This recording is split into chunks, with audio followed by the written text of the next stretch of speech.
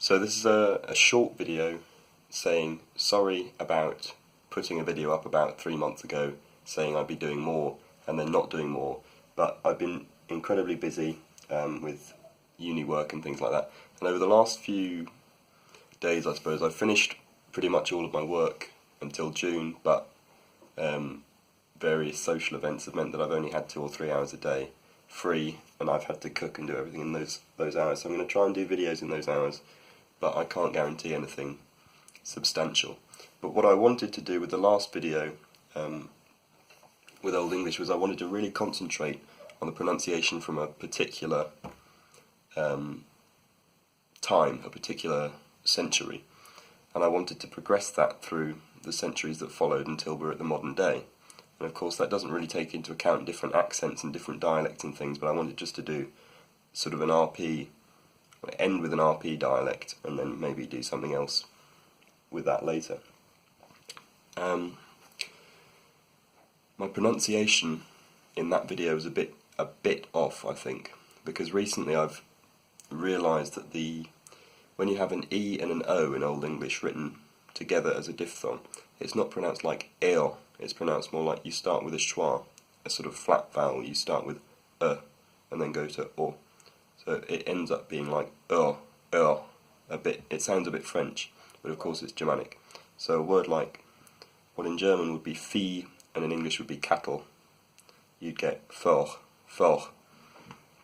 And that word in fact gives rise to the English word fee, which means like a price, because at one time cattle was sort of how you measured your wealth. So you can see an etymological connection there. So if you gave someone a fee of something, you could give them a certain number of cattle, or something like that.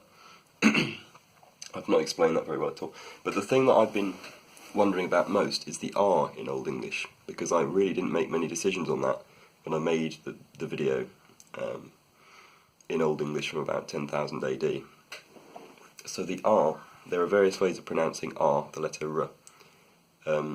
You could have an alveolar trill, which is like erra. You could have an alveolar tap, which is like era. You could have an approximant, which is like r, like we have in English, well, RP English anyway. And then you could have a uvular fricative, which is like ra, like they have in German.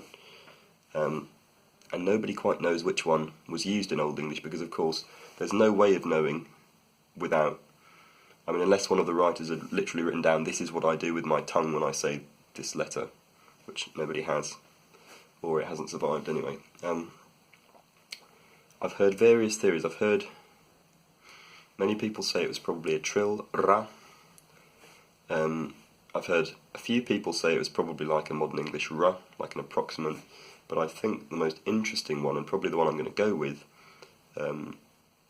is that there was a complementary distribution.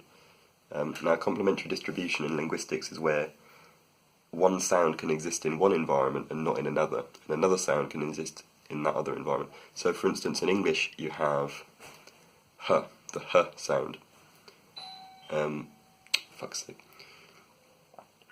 They're going to ring the doorbell quite a lot, but I've started the video, so I'm not going to finish it. The h sound can exist at the beginning of a word, like health, but it can't exist at the end of a word in English. You can have an H. You can have a letter H at the end of a word, but you can't have the sound.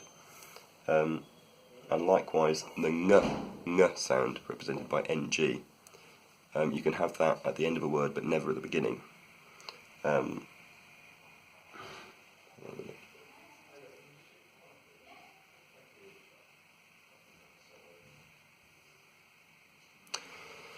So, what I'm thinking, and what I've read might have been the case in Old English, is a complementary distribution